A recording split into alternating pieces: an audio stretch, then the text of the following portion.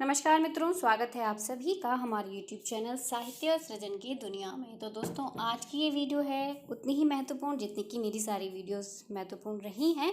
तो ये कहानी पर हमारी वीडियोस चल रही हैं। कहानी के ये दूसरा भाग है जिसमें मैंने 2-3 कहानियाँ यहाँ पर ली हैं। कौन कौन सी कहानियाँ हैं वो सब आप आगे देखते रहिएगा। और जिन्होंने मेरी पहली वीडियो जो कि 5 कहानियों को मैंने एक साथ लिया है और उन पर वीडियो बनाई है, नहीं देखी है, उसका मैं यहाँ पर लिंक डिस्क्रिप्शन बॉक्स में दे दूँगी। और अगर आपको मेरी वीडियोस पसंद आती हैं तो दोस्तों प्लीज़ लाइक शेयर सब्सक्राइब ज़रूर कीजिएगा। और महत्वपूर्ण बात ये भी कि मैं इन वीडियोस में क्या बहुत अधिक मुख्य रहता है वह सब आपको बता देती हूँ। और यहाँ तक कि मैंने कोशिश की है इस बार कि मैं कुछ संवाद भी आप लोगों के साथ यहाँ पर शेयर करूँ, जो मैंने पिछली वीडियो में भी किया था। लेकिन इस वीडियो में थोड़ा सा अलग ये है कि मैंने यहाँ पर सारी चीज़ें थोड़ी थोड़ी सी ले ली हैं जो बहुत अधिक महत्वपूर्ण है, जिसमें मैंने प्रकाशन लिया है, जिसके लिए अक्सर आप सब परेशान रहते हैं। यह प्रकाशन, मेरी कोशिश यही रही है कि ऑथेंटिक बुक से मैंने यहाँ पर इन सब कहानियों को लिया है। इसके कुछ पात्र हैं, जो भी जिस कहानी के मुख्य पात्र हैं वो सब यहाँ पर लिए गए हैं। सार मैंने यहाँ पर ऐड कर दिया है। जो हमारी लास्ट कहानी वाली वीडियो थी उसमें मैंने बहुत विस्तार से सार नहीं दिया था, लेकिन यहाँ पर दिया तो पॉइंट में ही है, लेकिन आप लोगों को स्पष्ट करने के लिए मैंने थोड़ा सा सार यहाँ बढ़ा दिया है। और संवाद तो मुख्य है ही, जिसकी वजह से मैं ये वीडियो अपलोड कर रही हूँ। संवाद आ ही जाता है कोई ना कोई सा, किसी न किसी कहानी, उपन्यास या नाटक से। तो शुरू करते हैं हम अपनी आज की वीडियो। आज की वीडियो की हमारी जो कहानी है वह है संसार का अनमोल रतन। पहली कहानी इसको मानते हैं आज की वीडियो की, जबकि ये छठी कहानी है यूजीसी नेट की। तो ये जो कहानी है सन 1907 में ज़माना पत्रिका, जो कि उर्दू पत्रिका थी, उसमें प्रकाशित हुई एक रूपकात्मक कथा है, जो कि प्रेमचंद जी की है, मुंशी प्रेमचंद जी की। इस कहानी को पढ़ करके आपको ऐसे लगेगा कि आप दादी नानी के समय की कुछ कहानियाँ पढ़ रहे हैं, या आपने बहुत पहले कभी अलिफ लैला देखा हो, विक्रम बेताल देखा हो, इस तरह की ये कहानी लगती है। लेकिन बहुत बेहतरीन बात इस कहानी की ये है कि ये कहानी इस सब के बाद भी देश प्रेम इस कहानी में आपको दिखाई देगा। बेशक ये अपने पात्रों से कहीं ना कहीं थोड़ी पौराणिक दिखाई देना शुरू हो जाती है, लेकिन उसके बाद भी यह आपको देश प्रेम से जुड़ी हुई दिखाई देगी। ये इसकी एक महत्वपूर्ण बात है। और इसके मुख्य पात्र में दिल फिगार, दिल फरेब और एक काला चोर है। छोटे छोटे पात्र हैं अन्य भी, लेकिन जो मुख्य पात्र हैं वह यही है जिसके इर्द गिर्द ये कहानी घूमती है। तो शुरू करते हैं हम अपनी इस वीडियो को। इसका सार आपको बता देती हूँ कि ये जो कहानी है वह बाद में एक कहानी, प्रेमचंद जी की कहानी संग्रह सोजे वतन में संकलित हुई।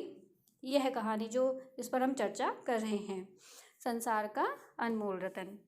सोजे वतन में 5 कहानियों का संग्रह है सोजे वतन, और जो कि नवाब राय नाम से प्रकाशित हुआ था। और कुछ समय बाद अंग्रेजी सरकार की भेंट भी चढ़ गया था। ये सब बहुत अच्छे से आपको कहानी पता होगा मुंशी प्रेमचंद जी के समय की, कि किस तरह से सोजे वतन को भेंट चढ़ा दिया गया था, यानी खत नष्ट कर दिया गया था अंग्रेजी सरकार द्वारा। यह कहानी, यानी इस कहानी में प्रेमचंद जी का देश प्रेम भक्ति साफ झलकती है, जैसा मैं आपको पहले ही बता चुकी हूँ। इस कहानी में उर्दू भाषा की शब्दावली का प्रयोग किया गया है। कहानी का सार मैंने जैसे बताया, थोड़ा सी उर्दू की शब्दावली यहाँ पर देखी जाएगी। कहानी का जो सार है वह देख लेते हैं। इसमें कहानी की जो नायिका है मल्लिका दिल फरेब, दिल फिगार से कहती है कि अगर तू मेरा सच्चा प्रेमी है तो जा दुनिया की सबसे अनमोल चीज़ लेकर के मेरे दरबार में आ। दिल फिगार उसे पहला रतन फांसी पर चढ़ने वाले काले चोर की आंखों से टपका हुआ आंसू लाकर देता है, किंतु दिल फरेब ने वह स्वीकार नहीं किया। वह दूसरा रतन प्रेमी तथा प्रेमिका की चिता की मुट्ठी भर राख लेकर दिल फरेब के दरबार में गया, किंतु वह भी सबसे अनमोल रतन नहीं माना गया। अब इसमें महत्वपूर्ण बात ये बन करके आ जाती है दोस्तों कि आपको ध्यान रखना है कि पहला रतन दिल फिगार ने कौन सा दिया था दिल फरेब को, एक काले चोर की आंखों से टपका हुआ आंसू। और दूसरा रतन क्या था, प्रेमी तथा प्रेमिका की चिता की मुट्ठी भर राख। और तीसरा जो महत्वपूर्ण रतन है वह क्या था, तीसरा रतन देश के शहीद के खून का वह आखिरी कतरा जो वतन की हिफाजत में गिरे दुनिया का सबसे अनमोल रत्न समझकर दिल फरेब के पास लाता है। तो तीसरा रत्न हमारा क्या हुआ? एक देश के शहीद के खून का आखिरी कतरा, और उसी को दुनिया का सबसे अनमोल रत्न मान लिया जाता है। तो इस प्रकार से 3 रत्न यहाँ पर हम देखेंगे, पहला, दूसरा, तीसरा, ये तीनों आपको याद रखने हैं। यही है कहानी में, कोई बहुत गहरी या कोई बहुत बड़ी मिस्ट्री इसमें नहीं है। आपको यही कुछ चीज़ें इस कहानी की समझ करके चलनी है। कुछ इसमें संवाद मैंने लिए हैं, आप लोग देख लीजिएगा। पहला संवाद है, बेशक तूने दुनिया की एक बेशकीमती चीज़ ढूंढ निकाली, तेरी हिम्मत और तेरी सूझबूझ की दाद देती हूँ, मगर यह दुनिया की सबसे बेशकीमती चीज़ नहीं। ये किसका कथन है? यह प्रेमिका का कथन है। जो प्रेमिका दिल फरेब है उसका कथन है अपने प्रेमी दिलफिगार के प्रति। जब वह संसार के अनमोल रत्न के रूप में काले चोर के आंसू को प्रकट करता है, जो कि एक अपने सज़ा के पहले एक छोटे बच्चे के गले लगते हुए गिरता है, यानी कि जो काला चोर है उसको पकड़ लिया जाता है, उसको दंड के लिए तैयार किया जाता है, और वह एक छोटे से भोले बच्चे को देखता है और उसकी आंखों में, उसको देख करके उसे गले लगाता है और उसकी आंखों में उसका बचपन तैरने लगता है। वो खुद को उतना ही भोला भाला महसूस करने लगता है और उसकी आंख से आंसू गिर जाता है। तो वह उस चोर की आंख का आंसू लेकर के आता है दिलफिगार। तो ये उस समय का है कि जब दिल फरेब मना कर देती है कि ये सबसे बेशकीमती चीज़ नहीं है। दूसरा संवाद यहाँ है, तुमने सिकंदर को आवे हयात के कुएं का रास्ता दिखाया था, क्या मेरी बाह न पकड़ोगे? सिकंदर सारी दुनिया का मालिक था, मैं तो एक बेघरबार मुसाफिर हूँ। तो ये दिलफिगार हज़रत खिज़्र से प्रार्थना करते हुए यहाँ पर दिखाया गया है। आपको ध्यान रखना है यहाँ पर दिलफिगार का ये जो कथन है वो किससे है, यानी वो प्रे कर रहा है, प्रार्थना कर रहा है हज़रत खिज़्र से। तो नेक्स्ट हमारा तीसरा संवाद है, क्या तू नहीं जानता मैं कौन हूँ? क्या तूने आज इस तलवार की काट नहीं देखी? मैं अपनी माँ का बेटा और भारतीय सपूत हूँ। जवां मर्द घायल सिपाही का कथन दिलफिगार से। ठीक है, जवां मर्द नाम उसमें दिया गया है कहानी में, जो कि एक घायल सिपाही है, उसका यह कथन है दिलफिगार से। क्योंकि बात करी है फिगार ने उससे पूछा कि तुम कौन हो, तो वह सिपाही बताता है, क्या तू नहीं जानता कि मैं कौन हूँ? क्या तूने आज इस तलवार की काट नहीं देखी? मैं अपनी माँ का बेटा और भारतीय सपूत हूँ। खून का वह आखिरी कतरा जो वतन के हिफाजत में गिरे दुनिया का सबसे अनमोल चीज़ है। यह कथन किसका है? तो ये दिल फरेब द्वारा रत्न जड़ित मंजूषा से निकली गई एक तख्ती में सुनहरे अक्षरों में लिखित वाक्य है। यह वाक्य क्या है? दिल फरेब ने इसको रत्न जड़ित मंजूषा से निकली गई एक तख्ती में सुनहरे अक्षरों में इस वाक्य को लिखवा दिया था। तो इस तरह से ये कहानी ख़त्म हो जाती है और शुरू करते हैं अपनी 7वीं कहानी बिना समय नष्ट किए। उम्मीद है आपको आपकी ये कहानी जो दुनिया का सबसे अनमोल रत्न है थोड़ी थोड़ी समझ आ गई होगी। और 7वीं कहानी हमारी है कानों में कंगना। ये कहानी में भी मैंने इसके मुख्य पात्र, सार, संवाद सब लिया है। यह कहानी कहीं कहीं पर इसको हम 1912 में प्रकाशन देखते हैं, कहीं इसका 1913 में प्रकाशन देखते हैं। इंदु पत्रिका में यह प्रकाशित हुई और ये एक भावपूर्ण शैली में रचित कथा है। राजा राधिका रमन प्रसाद सिंह इसके लेखक हैं। और थोड़ा सा इसका हल्का सा सार देख लेते हैं। सार इतना ही कि ये लेखक की यादगार एक मार्मिक कहानी है और शुक्ल जी ने इस कहानी को बहुत ही भावुकतापूर्ण कहानी कहा, और सचमुच ये बहुत ही भावुकतापूर्ण कहानी है। इस कहानी में लेखक ने वासना और प्रेम में अंतर स्पष्ट किया है। कहानी का प्रारंभ आकर्षक और सुंदर है, किंतु जो इसका अंत है वह अत्यंत दुखद है। ये सारी चीज़ें याद रखने की हैं। और इसके जो मुख्य पात्र हैं अगर हम माने तो इसके मुख्य पात्र में किरण, जो कि मुख्य नारी पात्र है, योगीश्वर की पुत्री है किरण, और नरेंद्र की पत्नी है। ठीक है, किरण जो इसका मुख्य पात्र है, ध्यान रखना है हमें, ये एक नारी पात्र है जो कि योगीश्वर की पुत्री है और नरेंद्र की पत्नी। नरेंद्र जो इसका मुख्य पात्र है, ये मुख्य पुरुष पात्र है, किरण का पति है। योगेश्वर नरेंद्र के गुरु और किरण के पिता हैं। किन्नरी जो कि एक वैश्या है। यहाँ पर ये 4 ही पात्र मुख्य हैं। कहानी का सार जो कि चल रहा था, योगेश्वर की पुत्री किरण इस कहानी का केंद्रीय पात्र है। योगेश्वर ने किरण का विवाह अपने शिष्य नरेंद्र से करा दिया था। क्लियर। कुछ समय बाद नरेंद्र एक किन्नरी के प्रेम पाश में फंस जाता है, जो कि अक्सर हम अपने समाज में देखते हैं। ज़रूरी नहीं कि एक पुरुष के साथ हो, एक स्त्री के साथ भी कई बार देखा गया है कि वह अपने शादी करने के बाद भी किसी अन्य पुरुष से संबंध स्थापित कर लेते हैं। तो कुछ समय के बाद नरेंद्र एक किन्नरी के प्रेम पास में फंस जाता है। वह किरण के सारे गहने बहाने बनाकर किन्नरी को दे आता है।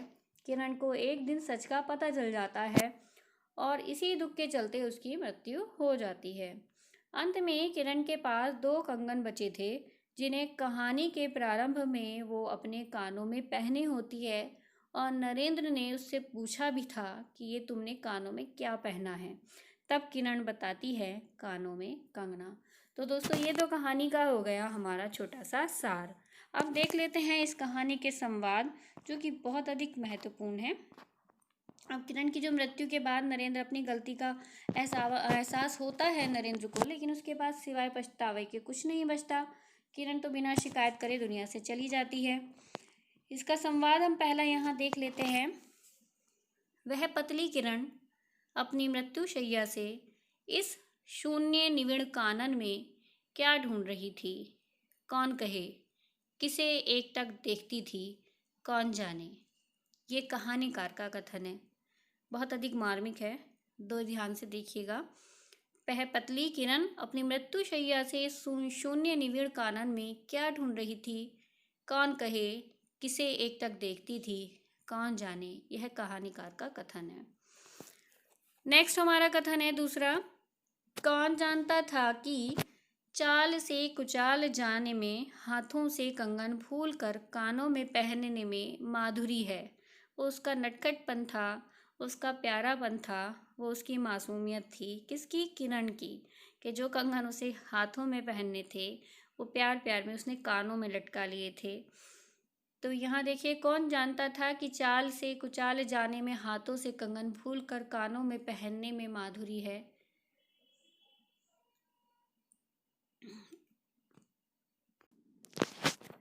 ये यहाँ पर 2 टके के कंगन शब्द है, जो कि थोड़ा मिस प्रिंट हो गया है। 2 टके के कंगन में इतनी शक्ति है, गोपियों को कभी स्वप्न में नहीं झलका था कि बांस की बांसुरी में घूंघट खोल कर नाच देने वाली शक्ति भारी है।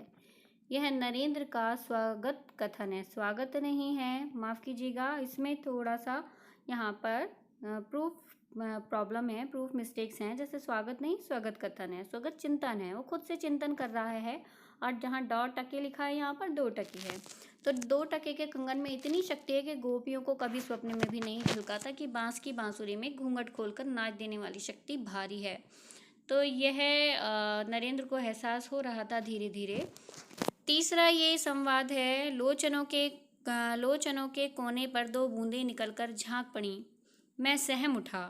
क्या उन पर सब बातें विदित थीं? क्या उनकी तीव्र दृष्टि मेरी अंतर लहरी तक डूब चुकी थी? वह ठहरे नहीं, चल दिए।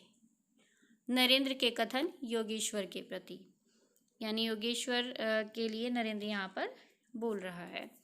उसकी आंखों में आंसू न थे, मेरी आंखों में दया न थी। ये है नरेंद्र का कथन है किरण के प्रति, यानी उसकी आंखों में आंसू भी नहीं थे और मेरी आंखों में दया भी नहीं थी। ये नरेंद्र का स्वकथन है किरण के लिए। 5वां कथन है। सर तकिए से ढल गया, आंखें बिछिप गईं, वह जीवंत रेखा कहाँ चली गई? क्या इतने ही के लिए अब तक ठहरी थी? यह भी नरेंद्र का स्वकथन किरण की मृत्यु पर है। तो इस तरह का से दोस्तों, ये हमारी 2 कहानियाँ हम यहाँ आज देख रहे हैं, पूरी हो गई हैं। और चलिए फिर भी शुरू करते हैं हम अपनी आज की तीसरी कहानी। कहानी है उसने कहा था, जो कि जून 1915 में सरस्वती पत्रिका में प्रकाशित पूर्व दीप्ति शैली में रचित कथा है। उसने कहा था प्रथम विश्व युद्ध की पृष्ठभूमि पर लिखी गई एक मार्मिक कहानी है। यह कहानी प्रेमचंद पूर्व हिंदी की उत्कृष्ट कहानी है।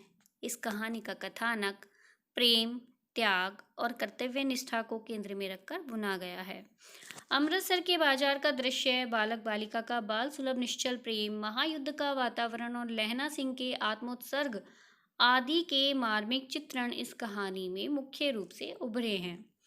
आंचलिक शब्दों के साथ साथ यथार्थ वर्णन व उत्कृष्ट भाव व्यंजना से यह कहानी हिंदी साहित्य की विशिष्ट धरोहर है।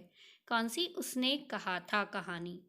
यह कहानी 5 परिच्छेदों में है। इसका प्रथम प्रकाशन जून 1915 सरस्वती में हुआ। यह युद्ध विरोधी एक कहानी है। उसने कहा था में पक्के यथार्थवाद के बीच सुरुचि के चश्म मर्यादा के भीतर भावुकता का चरम उत्कर्ष अत्यंत निपुणता के साथ स्फुटित है। यह आचार्य शुक्ल जी ने कहा इस कहानी के बारे में। किसके बारे में? उसने कहा था के बारे में।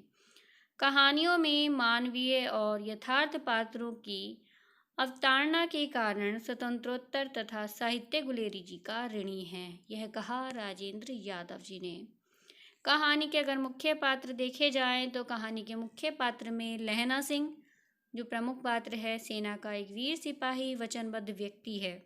सूबेदारनी इसकी दूसरी पात्र जो कि कहानी की मुख्य नारी पात्र है। लहना सिंह की बचपन की प्रेयसी है। सूबेदार वजीरा सिंह की पत्नी है। वजीरा सिंह जो बता चुकी हूँ सूबेदार हैं। बोधा सिंह सूबेदार वजीरा सिंह और सूबेदारनी का पुत्र है। बोधा सिंह। कीरत सिंह लहना सिंह का मित्र है। उसने कहा था कहानी का सार हम थोड़ा सा बता चुकी हैं कि कहानी के आरंभ में अमृतसर के चौक की एक दुकान पर 12 वर्ष का एक लड़का, चलिए यहाँ से शुरू की है ये कहानी का थोड़ा सा सार कि इसके आरंभ में हम देखते हैं अमृतसर के चौक की एक दुकान पर 12 वर्ष का एक लड़का जिसका नाम है लहना सिंह और 8 वर्ष की एक लड़की जो कि है सूबेदारनी अकस्मात मिलते हैं। दोनों एक दूसरे से परिचित होते हैं। लड़का रोज लड़की से एक ही प्रश्न पूछता है, क्या तेरी शादी हो गई? और लड़की धत्त कहकर दौड़ जाती है। कहानी में एक पक्षीय प्रेम की गहनता दिखाई जाती है। इसके बाद कहानी सीधे कहाँ जाती है? 25 वर्ष बाद दिखाई जाती है। कहानी की रोचकता यहाँ देखते ही बनती है। इस कहानी में लहना सिंह जो हैं वो अपनी प्रेयसी के जो पति हैं और पुत्र को बचाने के लिए अपने प्राण को दे देता है। इसके मुख्य पात्र हम देख ही चुके हैं। अब इसके महत्वपूर्ण कथन हम देखते हैं कौन कौन से इसके कथन हैं। यहाँ पर कुछ कथन मैंने लिए हैं। यह बात नहीं कि उनकी जीभ चलती ही नहीं, चलती है पर मीठी छुरी की तरह महीन मार करती हुई। यह कहानीकार का कथन है अमृतसर के बम्बू कार्ट वालों के संबंध में। दूसरा कथन है जाड़ा क्या है? मौत है और निमोनिया से मारने वालों को मुरब्बे नहीं मिला करते। यह लहना सिंह का कथन है। मुरब्बा नहीं मिला करते किसको? निमोनिया से मरने वालों को। तीसरा कथन है हाँ देश क्या है? स्वर्ग है। मैं तो लड़ाई के बाद सरकार से 10 घुमाव जमीन यहाँ मांग लूँगा और फलों के बूटे लगाऊंगा। लहना सिंह का वजीरा सिंह और साथियों से यह कथन है। मृत्यु के कुछ समय पहले स्मृतियाँ बहुत साफ हो जाती हैं। जन्म भर की घटनाएं एक एक करके सामने आती हैं। सारे दृश्यों के रंग साफ होते हैं। समय की धुंध बिल्कुल यूं पर से हट जाती है, बिल्कुल मुंह पर से हट जाती है। ये कहानीकार का कथन है। पांचवा कथन है कहानी का ऐसे ही इन दोनों को बचाना यह मेरी भिक्षा है, तुम्हारे आगे आंचल पसारती। ये सूबेदारनी का कथन है लहना सिंह से। तो दोस्तों ये यहाँ पर 5 कथन मैंने लिए हैं। आज ये 3 कहानियों पर ही हम ख़त्म करते हैं और मिलती हूँ जल्दी ही अपनी नेक्स्ट वीडियो में अगली कहानियाँ लेकर के। और इस प्रकार से ये दूसरा भाग आज हमारा पूरा हो जाता है गाइस। अगर आपको वीडियोस पसंद आ रही हैं तो प्लीज़ लाइक शेयर सब्सक्राइब ज़रूर कीजिएगा और साथ ही कमेंट्स करके बताइए कि आपको कुछ और चेंजेस चाहिए या आपको सही लग रही है वीडियो इसी तरह से, ताकि एग्ज़ाम तक आपकी हर चीज़ का रिवीजन आसानी से हो जाए। तो मिलती हूँ जल्दी ही दोस्तों। नमस्कार।